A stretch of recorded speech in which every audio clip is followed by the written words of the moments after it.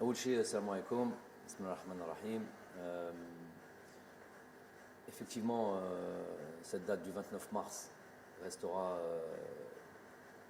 à jamais gravée déjà dans nos têtes, que ce soit les acteurs principaux, à savoir les joueurs, tout le staff technique, évidemment tous les supporters et tout le peuple algérien, tous les cas, ceux qui suivent le football et l'équipe nationale. De par déjà l'importance de ce match-là, décisif pour cette qualification mondiale 2022, et évidemment de par ce scénario, on va dire, n'ayons pas peur des mots, dramatique, où on est passé par tous les sentiments. Et puis avec ce résultat final, et quand je dis scénario dramatique, je ne parle pas que des dernières secondes du match, je parle de l'ensemble du match, je parle des 2 heures, des 126 minutes qui ont jalonné ce match-là. Donc effectivement, c'est pas quelque chose qui chez moi peut disparaître aussi facilement. On avait fondé évidemment beaucoup d'espoir. C'est un projet qui a démarré à ma signature. Il était prévu, on parlait de qualification évidemment et de participation productive et positive aux différentes CAN, les 2 CAN et puis cette Coupe du Monde. Donc il n'y avait pas évidemment, comme j'ai pu l'entendre ici et là, de résultats ou des objectifs de résultats dans ce contrat, mais on parlait quand même d'un contrat qui allait porter sur 4 ans et demi, et dans ces 4 ans et demi, il y avait deux compétitions intercontinentales qui étaient 2 Coupes d'Afrique, 2019-2021, et cette Coupe du Monde. Donc c'était un objectif pour nous. Évidemment que c'est une grande désillusion, une grande tristesse, et puis d'autres sentiments tels que la colère aussi. Donc on peut pas dire que l'on est totalement récupéré de ça et qu'on est déjà passé à autre chose. Ça serait mentir. On est encore dans ce choc-là, dans cette. Puis on ressasse ce match-là. Une personne comme moi qui est totalement investie dans mon travail, où je place mon métier quasiment au centre de ma vie, avec bien sûr la famille. C'est évidemment une lourde chose à porter, et qu'il va falloir justement porter pendant un certain temps. L'être humain, l'insan, il est fait d'oubli. Il est fait d'oubli, c'est d'ailleurs la racine de mot insan. Et c'est sûr qu'avec le temps, les choses entreront dans l'ordre et s'amenuiseront. Le sentiment de tristesse, le sentiment d'avoir raté quelque chose. Mais ça restera toujours gravé en nous, on le portera tout le temps. Donc ça va un peu mieux, pour répondre plus simplement à la question. Évidemment, chaque jour suffit à sa peine, ça va un peu mieux, mais ça reste quand même assez frais, et les sentiments dont je vous ai parlé au début sont toujours assez vifs.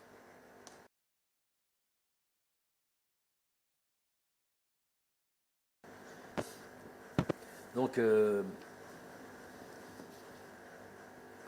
effectivement, sans créer de suspense ou essayer de gagner du temps, pourquoi, pour qui, je ne sais pas, parce que j'ai entendu ici et là, il se doit de répondre. Un investissement avec l'équipe nationale d'Algérie, je suis obligé de répondre un peu plus largement à cette question. J'avais déjà été approché en équipe nationale d'Algérie avant même que je prenne mes fonctions en 2018.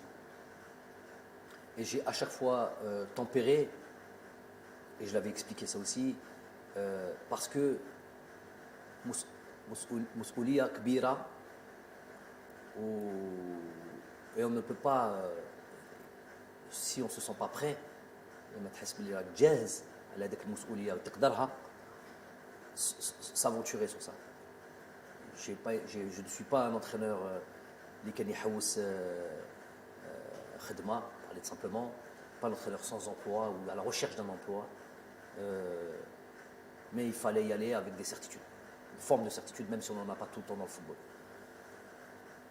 Donc j'ai pris le temps, et le jour où j'estimais que j'étais prêt à mon humble avis, et que l'on a fait appel à moi, j'ai répondu présent. Avec ce qui s'est passé, le minimum de respect que j'ai pour mon équipe nationale, pour mon pays, après un échec avec lequel je viens d'expliquer, ça reste un échec, les conditions sont des conditions, pas de problème là-dessus, mais ça reste un échec. Avec cet échec-là, le minimum que l'on se devait à ce pays, c'est être sûr de savoir, par rapport à la responsabilité qui est la mienne, si on est capable de redémarrer, malgré cet échec, avec autant de force, autant d'énergie et autant de passion, autant mort, et se fixer d'autres objectifs. Donc ça prend un certain temps, parce que ce temps-là, il est à la mesure du drame footballistique, qu'on s'entende bien, on reste dans notre domaine-là, et qu'on ne fasse pas de démagogie. Ce drame footballistique qu'on a pu vivre tous ensemble, ça méritait, en tout cas pour une personne comme moi, qui a été profondément touchée, ça méritait ce temps-là, puisque j'avais estimé, et je m'étais déjà préparé dans un coin de ma tête, au cas où ça ne fonctionnait pas, de devoir quitter mes fonctions. Je suis dans cet état d'esprit de تستاهل حاجة, parce que tu as travaillé, parce que tu as fait un تستاهلها, il y a une promotion qui est là, il y a un truc comme ça, c'est la méritocratie. Mais تستاهلش, tu ne mérites pas, parce que voilà, tu as échoué, un échec, tu as mal, entre guillemets, mal travaillé, eh ben, tu dois te partir. J'ai un contrat qui est là jusqu'à décembre 2022. Il n'y a pas de conditions, d'objectifs, comme certains ont pu le dire, des ignorants qui me parlaient pour parler, mais ça dépasse le cadre du contrat. Moi, j'ai soumis à mes responsables, président de fédération, tous mes responsables, je leur ai donné la possibilité, l'opportunité de mettre fin à ce contrat sur se serre la main, salam alaikum, sans bruit, sans rien du tout. Et je prends la responsabilité aussi en disant que s'ils avaient pensé ça, s'ils avaient pensé que j'étais plus l'homme de la situation, ou qu'ils voyaient l'arrivée d'un autre sélectionneur d'un bon œil, je ne sais pas de problème. On part en silence, sans bruit, sans rien du tout, on se serre la main et on met fin à ce contrat-là. Ça, c'est une première des choses. Ça n'a pas été accepté. Je n'ai pas envie de dire que c'est une démission. Ce n'est pas une démission. Si c'est une démission, j'y suis plus. Une proposition. Et voir si cette fédération, si les responsables du sport, du football en Algérie, quelle vision et quelle position ils ont par rapport à moi. Donc, ils avaient le souhait que je puisse continuer cette fonction, et continuer à être à la direction de cette équipe nationale. Ça, c'est un des éléments et une des instances, on va dire, qui était fondamentale pour moi, indispensable pour moi. bidoun الحس serre la main, salam alaikum, salam alaikum. Il ne s'agit pas d'un contrat, il ne s'agit pas d'un truc comme ça. Je laisse ça à d'autres entraîneurs, l'envie de faire ce qu'ils veulent quand ils doivent se séparer. Il y a le deuxième élément, ô combien important, c'est le Jumhur ou Sha'bna, dans son ensemble, qui a apporté encore une voix ou avec l'envie de croire en nous, de mon staff et moi-même, ces joueurs, de nous voir encore à la tête de cette équipe nationale, malgré هذيك الهزيمة. Donc c'est quelque chose, puisque je suis venu pour ça, je ne suis pas venu pour autre chose que ça. Je suis obligé de le redire, si j'avais choisi la facilité, au sens large du terme, facilité dans tout, facilité dans la vie, la vie de famille, la vie, tout ce qu'on veut, la vie professionnelle. Si j'avais choisi la facilité, je ne serais pas à la tête de l'équipe nationale. La raison pour laquelle je suis en équipe nationale, tout le monde le sait, elle est claire, elle est sans ambiguïté. C'est pour monter le plus haut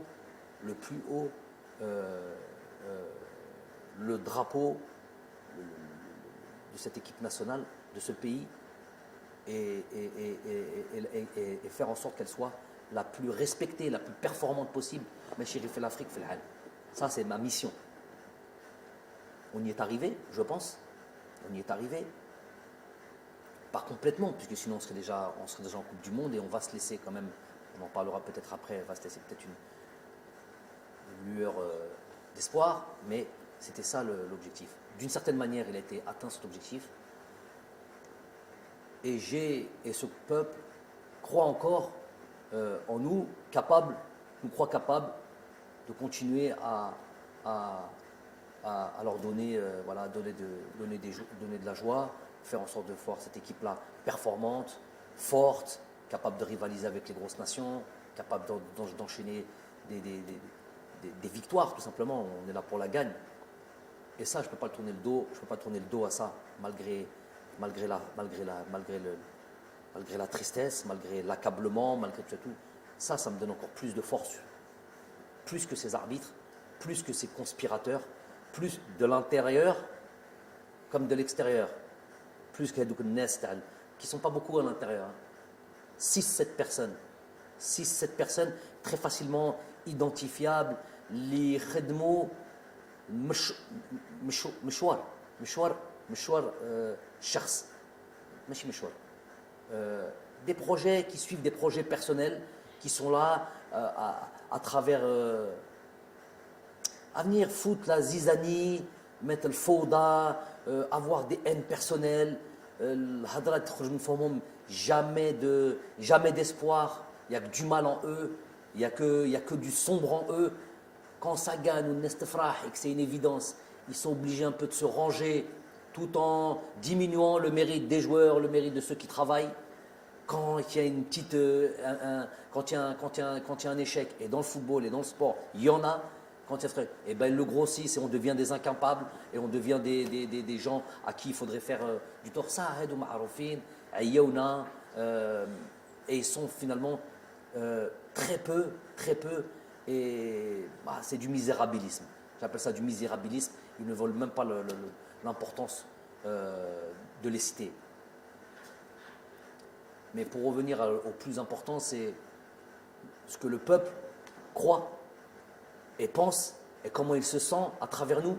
S'il y avait eu le moindre doute par rapport à nous et j'aurais senti on voudrait voir quelqu'un d'autre, il n'y a même pas, on reste pas, on serait même pas en train de parler là. On dit salam alaikum, on a fait le maximum. En tous les cas, Rabbi Shahid, chaque jour que l'on a porté et qu'on a été à la tête de cette équipe nationale, on l'a fait chaque jour. On a fait en sorte de mettre ça au centre de nos priorités. Même si on n'est pas là directement, même si on n'est pas en Algérie directement, on contrôle notre championnat, on contrôle nos joueurs algériens partout où ils sont, de là où on est, parce qu'on est investi dans notre mission tous les matins quand on se réveille. Donc, moi, je ne suis pas inattentif à ça. Je suis plus que réceptif à cet engouement, l'envie du peuple de nous voir continuer. Et c'est impossible de leur tourner le dos. Et donc, on se doit de continuer cette mission. On va le faire comme on l'a fait avec le cœur. On va le faire avec tout notre investissement. On va le faire avec notre envie, notre détermination, notre rage, j'ai envie de dire, parce que هذا الشعب يستاهل هذا الخير وإنشالله que ce soit une bonne décision dans l'intérêt du pays. أنا هنا avec, je vous ai dit, avec on n'oubliera jamais cette tristesse, mais on a envie aujourd'hui de rendre au peuple ce qu'il veut et de refaire, d'aller recréer de l'espoir, le farha على هذاك الشعب اللي يحب كرة القدم. Et nous on est pleinement investis.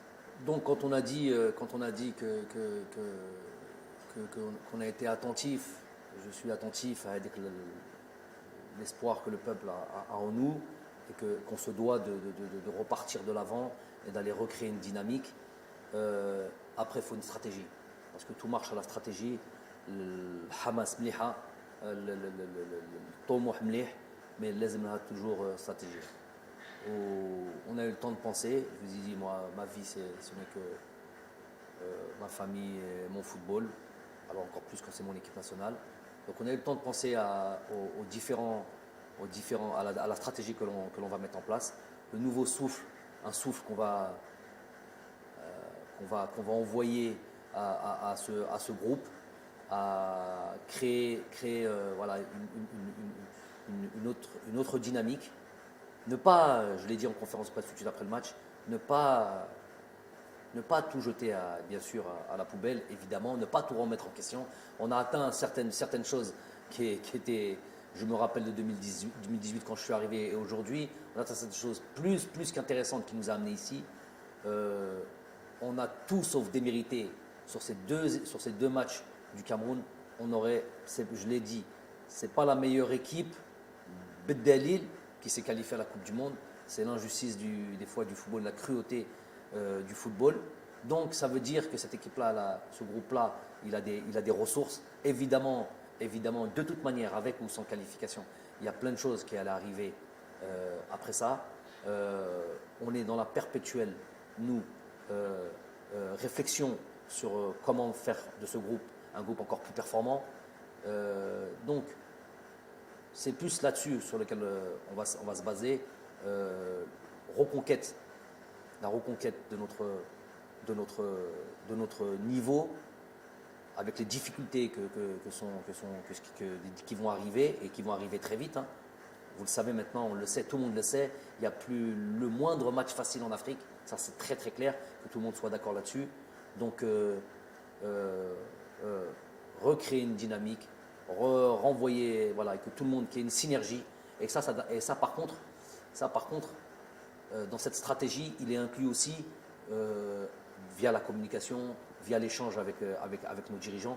Il est inclus aussi que tout le monde prenne ses responsabilités aussi. Quand je vous ai dit que j'ai crié au loup et au danger de l'arbitrage depuis 3 ans par des faits réels, ce qui n'est pas dans mes habitudes à la base, ni en tant que joueur, ni en tant qu'entraîneur, mais c'était tellement kéritha en Afrique que c'est un élément essentiel. Il y a 2 éléments essentiels, excusez-moi de dévier un peu, 2 éléments essentiels, je l'ai dit à tout le monde, à tous ceux qui veulent l'entendre, à régler impérativement, et ça devrait être les 2 projets les plus importants en Afrique, c'était l'arbitrage et les infrastructures.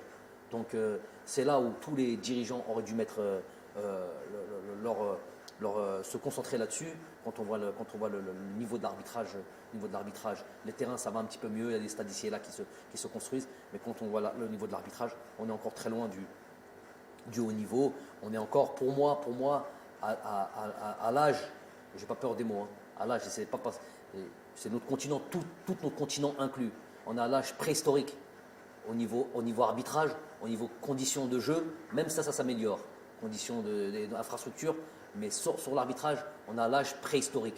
Voulu, pas voulu, est-ce que certains y trouvent leur intérêt dans cette CAF, dans cette peut-être FIFA, je ne sais pas qui, pour que l'arbitrage n'évolue pas? J'en sais rien. En tout cas, c'est un constat, c'est un fait. Celui qui veut venir en parler avec moi, il vient. Celui qui a fait le Meiden, il dit fait le Meiden Maya, on a Hadro et on parle concrètement de ce qui se passe. On analyse concrètement ce qui se passe, plutôt que de venir parler, sortir des belles phrases. Sur le terrain, gros souci au niveau de l'arbitrage. Je vais prendre le temps de dire une chose. J'ai travaillé dans le continent asiatique. J'ai travaillé dans le continent européen, évidemment, en tant que joueur.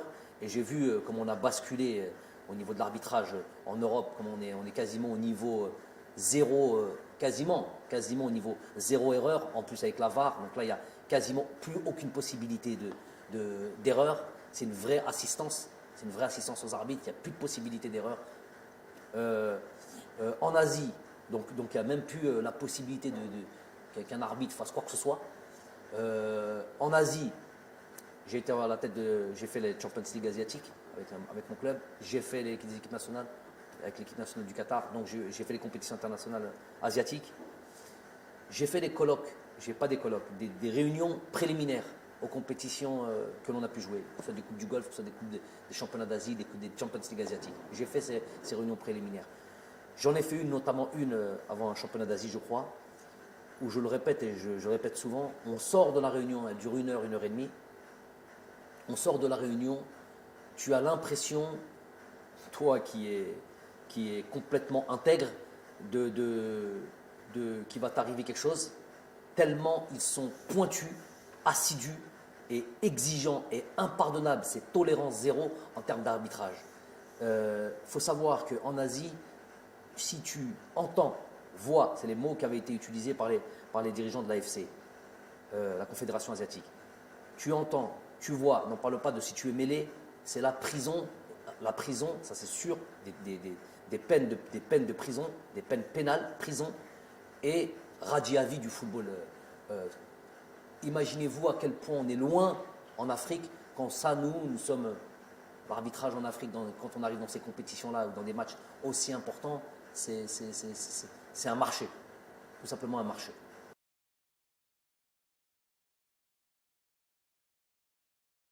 Ok, donc effectivement, on est dans ce groupe avec l'Ouganda, la Tanzanie, le Niger. On retrouve le Niger. Comme je l'ai dit, que tout le monde le sait maintenant, il n'y a plus de petites équipes en Afrique. On a pu le voir durant cette CAN, par exemple, qui a regroupé. On a vu toutes les phases la phase de groupe, toutes les équipes, les grosses équipes.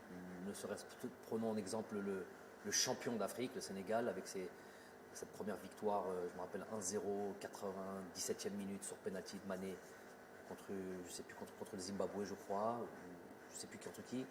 Ce 0-0 contre la Guinée, bon, la Guinée est quand même une très bonne équipe d'Afrique. Ce 0-0, je crois, contre le Malawi ou comme au troisième match. Bref, tout le monde sait la difficulté des matchs africains, le niveau des joueurs africains. Pour le coup, ça c'est quelque chose de positif qui est là. Est-ce que c'est dû à l'exode de ces joueurs-là qui vont jouer dans d'autres continents, notamment le continent européen?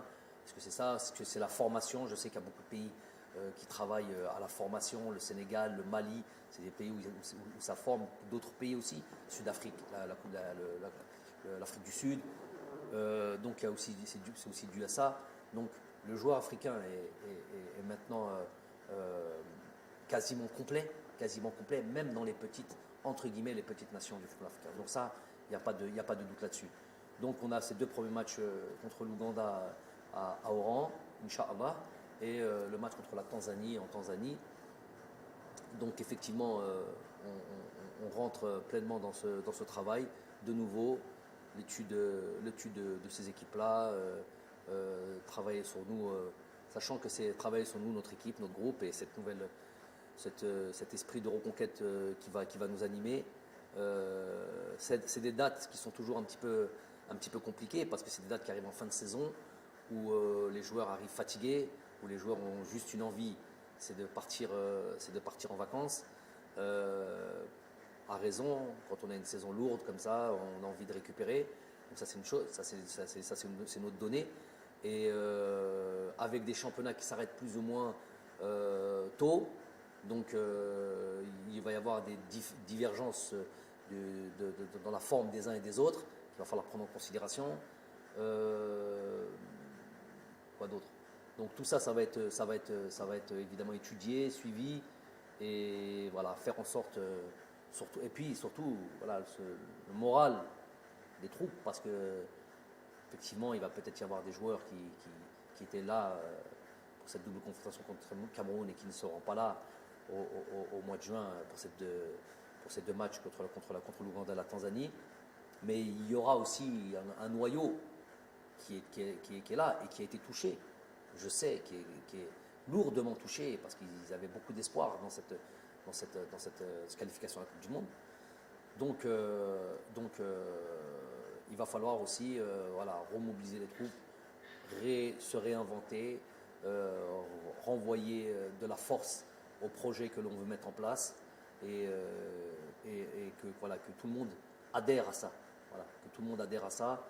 On va s'atteler à ça. Donc c'est là aussi va être la difficulté, en plus de l'adversaire, en plus des deux matchs qu'on va pouvoir jouer dans ce groupe-là, dans ce début de campagne de qualification. Il va y avoir aussi ces éléments à prendre en considération. On va être déjà dessus. Nous, de toute manière, entraîneur que je suis, staff que l'on est, on est dans l'éternelle remise en question. On fait un bilan après chaque stage, après chaque phase finale. On est dans l'échange quasi quotidien. C'est un travail lourd sur lequel on est. Où je vous ai dit, on place notre travail au centre de nos priorités. Donc tout ça là, tout ce que vous venez de citer, évidemment, ça va être mis à l'ordre du jour. Évidemment qu'il va y avoir un effectif qui va évoluer, mais je vous dis, de toute manière, on est dans la perpétuelle idée de comment être plus fort. Donc que ce soit avec un groupe, que ce soit dans les méthodes dans la méthode de travail, que ce soit dans les idées de jeu, de comment poser. Vous voyez bien sur ces deux derniers matchs, on a été sur un système dans lequel on n'a jamais joué. On a estimé que c'était le meilleur système. Il s'avère qu'on a été gagné à l'extérieur, là où c'est très, très, très difficile d'aller battre le Cameroun, sans concéder la moindre occasion. Si ce n'est le coup franc de Toko Ekambi, un petit peu vicieux, sur lequel Raïs était vigilant. Je ne sais pas si on peut considérer ça comme une occasion, mais en tous les cas, sur l'aspect du jeu, on n'a pas concédé d'occasion. Ils ont eu le ballon, parce qu'on a bien voulu ça, une position stérile qui ne nous a pas amené à des vraies occasions de but. Un match retour, on est reparti sur le même système. On peut avoir des systèmes identiques, mais avec une animation différente et avec un état d'esprit différent. On s'est créé pas mal de situations. On a frappé 7-8 fois au but Pour moi, ce match-là, je le résume comme ça aussi. Il y a eu deux hommes du match dans ce match-là. Le premier, c'est Gassama. Le deuxième, c'est Onana, le gardien de but. Combien d'arrêts il a fait? Combien de situations il a eu? Bon, plus ou moins dangereuses. Il y a eu des arrêts un peu plus faciles, toujours avec des frappes cadrées. Mais il y a eu des vraies situations de but. Il y a même eu des buts qui ont été annulés. On s'est retrouvé dans la surface de réparation. Donc il y a des pénaltys qui ont été annulés. Tout ça, et pour eux quoi? Une occasion sur le centre avec le double arrêt de Raïs Mbolé. Donc on s'est remis, pour vous dire qu'on se remet en question, même sur des matchs clés, alors qu'on a un système dans lequel on joue plus ou moins deux systèmes sur lesquels on alterne depuis à peu près quasiment 4 ans. On n'a pas hésité à se remettre en question sur un match, alors qu'on peut estimer qu'il peut y avoir un grand risque de changer un système tactique, de passer d'une défense à 4 à une défense à 3. Bref, tout ça, c'était une prise de risque calculée. Donc c'est pour dire à quel point on est dans la réflexion, l'analyse. Il y aura, ça sera perpétuel, ça sera un truc. Il va y avoir l'avènement normalement de joueurs qui vont devoir faire comme l'ont fait à leur temps Youssef Blaili, Baghdad Bounedjah, Djamel Belamri, Youssef Attal, Ismaïl Benasser. Quand on arrive en sélection, Ismaïl Benasser, il ne faut jamais l'oublier, n'avait 0 match en équipe nationale. Donc c'est des joueurs qui ont commencé à jouer avec nous et qui ont progressé, qui se sont imposés. J'invite les différents joueurs qui vont nous rejoindre à être dans ce même état d'esprit, à les bousculer, et plus que bousculer, prendre des places s'il le faut dans cette équipe nationale et montrer qu'ils sont au niveau pour aller faire de grandes choses. Les cadeaux, il n'y aura jamais de cadeaux. On me parle par exemple d'un Ahmed Touba qui a fait une très bonne rentrée et que des fois aussi simpliste que ça m'étonne toujours quand c'est des professionnels, soi-disant professionnels qui en parlent. Il aurait dû faire jouer lui, les sélectionneurs de plateau, les entraîneurs de plateau qui n'ont jamais entraîné qui que ce soit, en fait. Hein. Même pas une équipe de U13 ou U15, mais ils ont toujours la science infuse. Ou si on leur donnait une équipe, on verrait leur niveau catastrophique, et la manière de travailler. Ils se reconnaîtront, cela. Donc, quand on me dit oui, il aurait dû faire jouer lui, il aurait dû faire jouer lui, après résultat, à 20 secondes, à 30 secondes, on n'aurait rien dû refaire. 30 secondes a suffi à remettre en cause des joueurs et remettre en cause des systèmes. Mais par exemple, je vais parler de choses intéressantes. Un joueur comme Ahmed Touba, par exemple, Ahmed Touba, il y a un début dans lequel il est arrivé, où on a discuté avant, il y a un long process. On ne va pas tous les jours crier « Non, non, non. Lui, il sait ce qu'on fait. Avant même qu'il arrive, il y avait une discussion à avoir sur son jeu et sur sa manière de jouer. Le Ahmed Touba, qui est venu, qui nous a rejoint il y a 1 an et demi à peu près, ou 1 an comme ça, qui n'a pas trop joué, et le Ahmed Touba d'aujourd'hui, il y a une grosse différence. Déjà, on le voit sur ses matchs qu'il fait avec son club, la progression qu'on lui a demandé sur des situations de jeu, sur la manière de se comporter en tant que défenseur, des choses qu'on a eu des échanges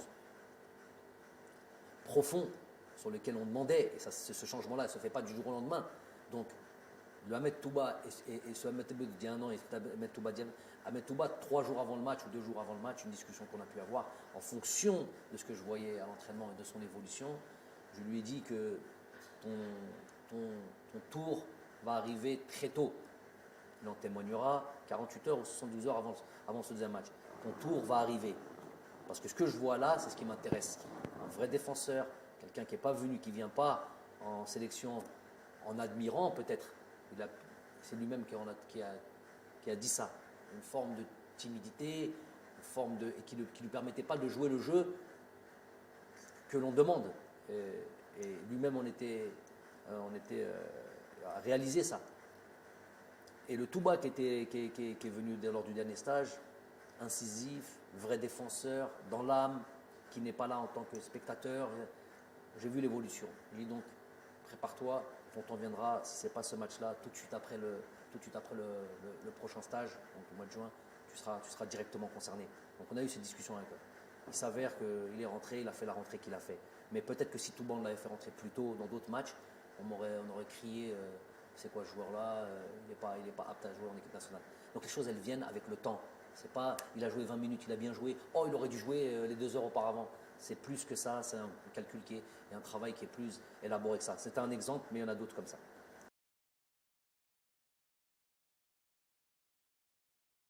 Bon, Aoulchi, Tchaker Menetseouch, parce que Tchaker nous a donné tellement de joie dans ce match, dans ce stade-là. Il y a eu plusieurs qualifications Coupe du Monde. Qui ont été réalisés, des matchs historiques, Menseouch, ne serait-ce que parce que il porte le nom d'un Shuhada, donc Rabbi Rahmou, Rabbi Wasa alayh. Mais c'était prévu avec ou malgré les efforts réalisés, les trucs et tout, ne serait-ce que le fait de devoir jouer ailleurs qu'en Algérie. Moi, mon souhait, ça a toujours été d'aller se produire. Cette équipe nationale, c'est l'équipe nationale de tous les Algériens, se produire partout, que ce soit à l'ouest, à l'est, dans le sud. Si on avait l'infrastructure dans le sud pour aller voir nos frères là-bas dans le sud algérien, Béchar, je ne sais pas. Du côté de la Kabylie, il y a le stade de Tizouzou, j'espère qu'il arrivera à achèvement le plus tôt possible. Déjà, l'idée, c'est ça, d'aller se répandre et d'aller profiter de Jomona ou Humayoteni profite de nous et d'aller faire des grands matchs partout en Algérie. Ça, c'est l'objectif numéro 1, avec ou sans Tchaker. Ça, c'est une chose. Deuxième chose, donc le stade d'Oran est le stade c'est celui-là qui est prêt, et c'est celui-là parce qu'ils vont accueillir les Jeux méditerranéens. Et évidemment, donc c'est un début. C'était prévu bien avant ce match-là. C'était prévu qu'on aille à Oran parce qu'on savait que c'était le stade qui allait être prêt. Donc on va aller jouer à Oran. On va aller jouer 1 match, 2 matchs, 3 matchs régulièrement. Le temps que les autres stades soient prêts. J'exclus pas de revenir moi jouer au 5 juillet, d'aller jouer. On m'a dit que Barraki c'est en très bonne avancée que on risque de récupérer ce stade bientôt. Donc Barraki, j'espère que les autres stades, voilà, là où on peut se produire, l'Algérie Kbira, Masha'Allah, et nous, notre objectif, c'est d'aller jouer partout en Algérie.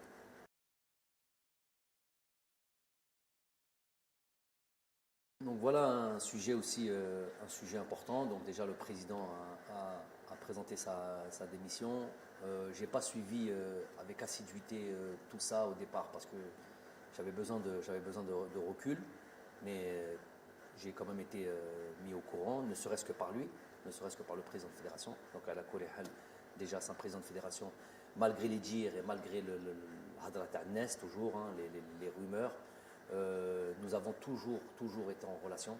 Je lui ai toujours montré, évidemment, de par mon éducation et de par mon éthique professionnelle, je lui ai toujours montré le respect d'un entraîneur à un président, d'une personne dans une entreprise, la fédération, admettons que c'est une entreprise, à son supérieur hiérarchique. J'ai toujours eu ce respect-là, c'est mon éducation et c'est mon éthique professionnelle.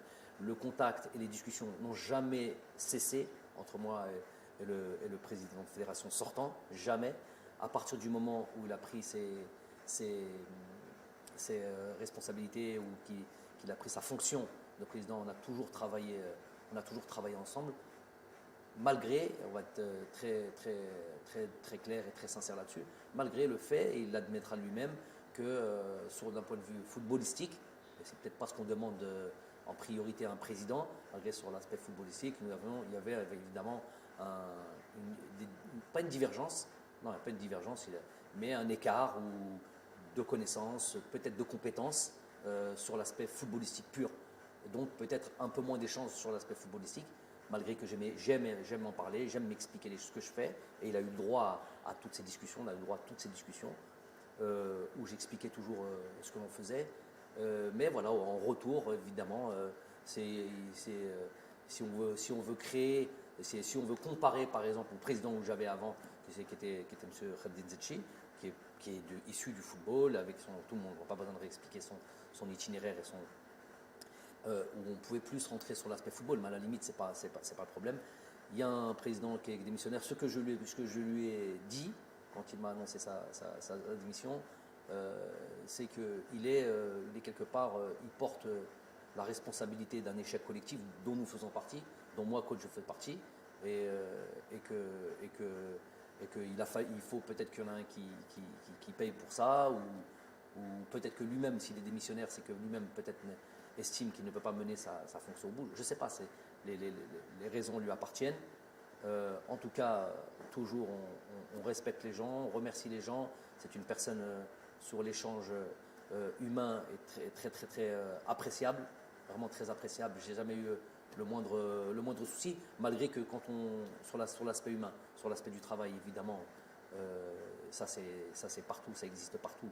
Il peut y avoir des divergences, on donne chacun son point de vue, mais après, ça ne dépasse pas un certain niveau au niveau du respect. Le respect a toujours été là.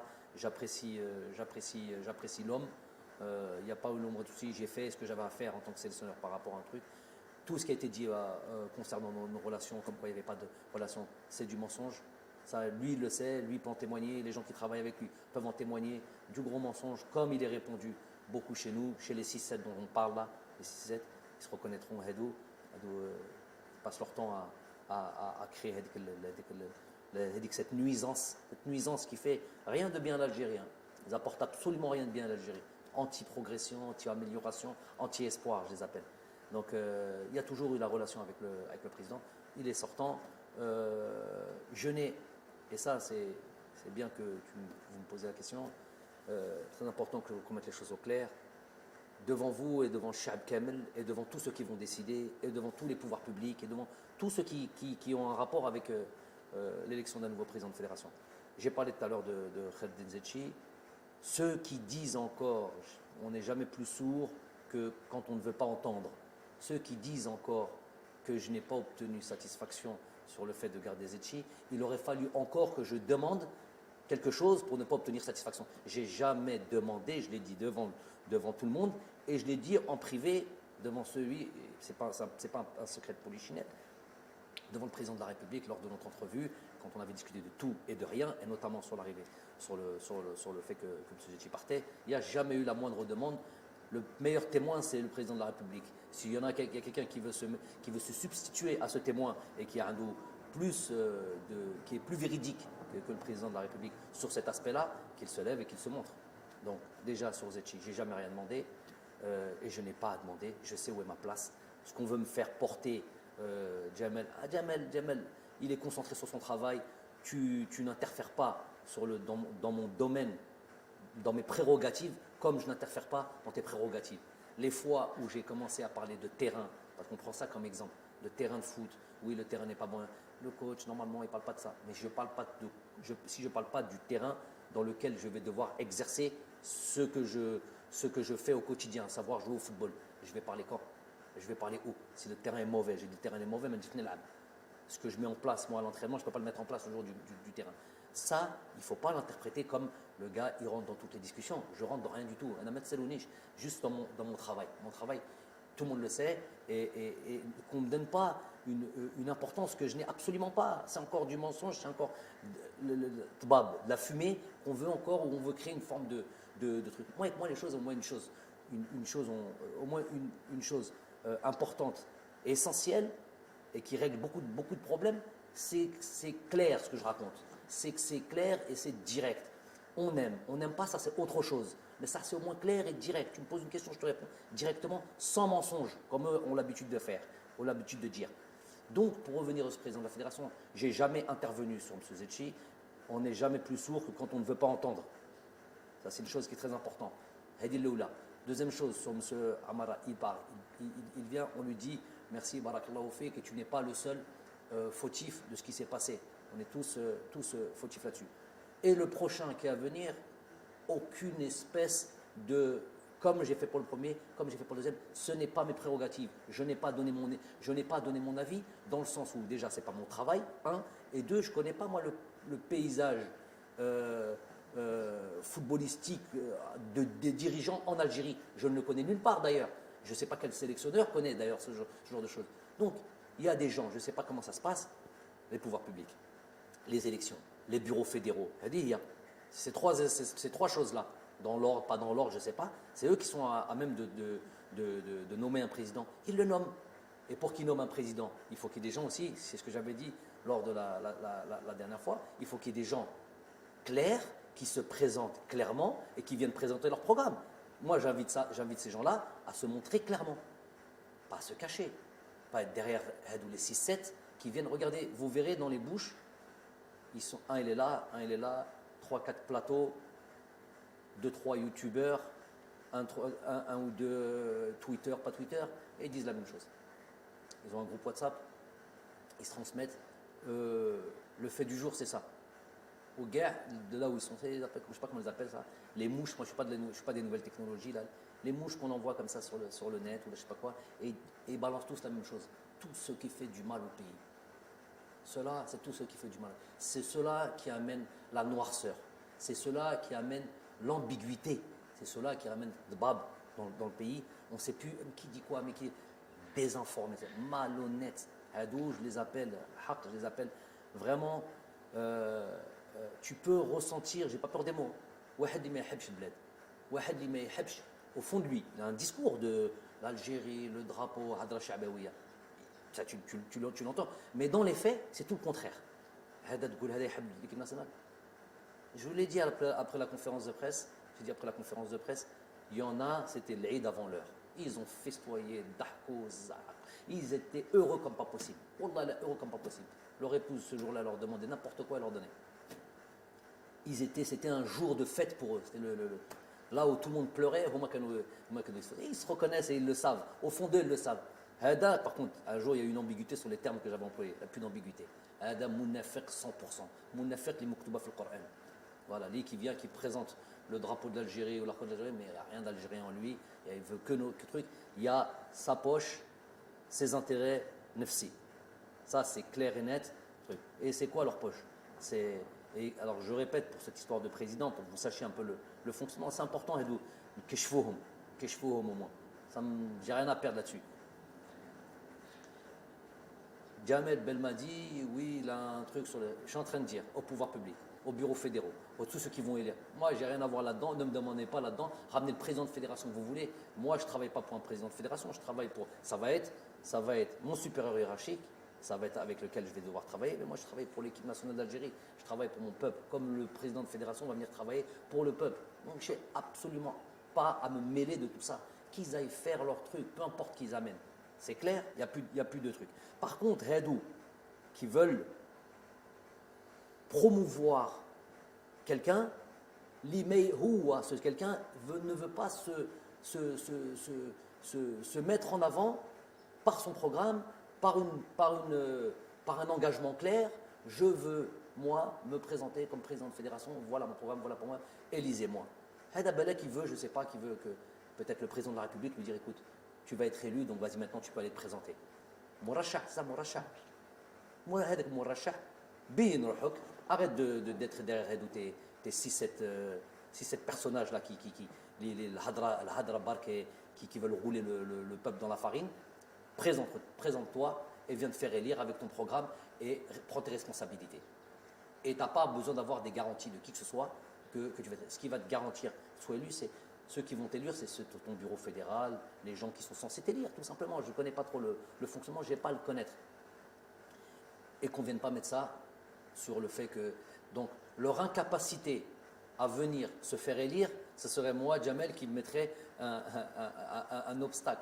Elle dit c'est trop facile, c'est pour atteindre des personnes, c'est pour toujours empêcher que le football avance, que les choses avancent, et c'est juste pour leurs petits intérêts. D'où les 6-7 dont je parle, des petits intérêts. C'est quoi leurs intérêts?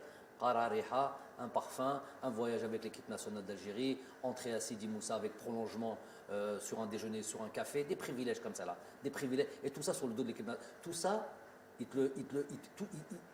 pour toutes ces petites choses-là, ils sont prêts à ce que leur pays traverse des périodes de crise comme celle-là, juste pour ce petit intérêt-là. Mais il soit ouelou, misérabilisme total.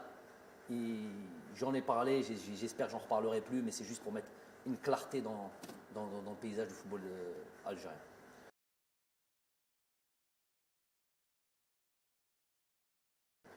Ben Kemlo, moi ce que je veux dire c'est que on est certes enragé, on est certes déçu, on est certes, n'ayons pas peur des mots, traumatisé. Ça, voilà.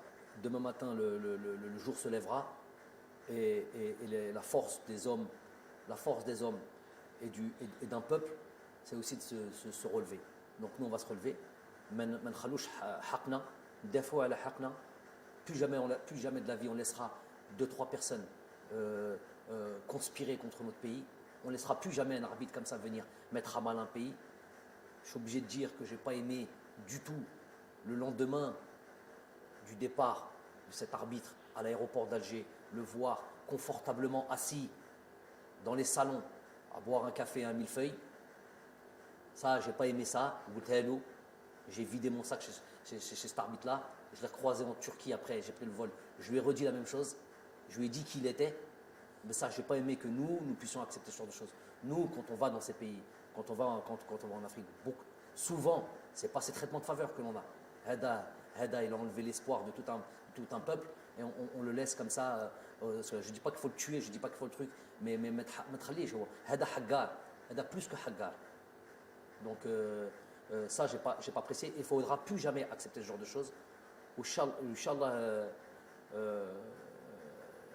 هذا الشعب الجزائر إن شاء الله يزيد يفرح ويزيد إن شاء الله qu'on vit encore des moments comme ça de joie, d'allégresse dans le futur. En tous les cas, nous, on va faire le maximum, on va s'atteler à ça, staff technique, joueurs. De toute manière, il va y avoir des joueurs. Bien sûr, il y a des erreurs ici, là, bien sûr, il y a des choses qu'on peut leur reprocher, mais dans l'ensemble, je les félicite, mais on va devoir encore faire plus et ils vont devoir encore démontrer encore plus d'envie pour leur pays dans un esprit de reconquête. Donc voilà ce qui va être dans notre avenir. Et on a fait Laylat al-Qadr sur les derniers jours. Rabbi, Inch'Allah, يقبل سي امانه يقبل nos دعاء ان شاء الله، وان شاء الله نكملوا هذه الصيام بالصحه والهنا، وصحه رمضانكم، صحه عيدكم، on vous dira 100 ans et honneur. Voilà.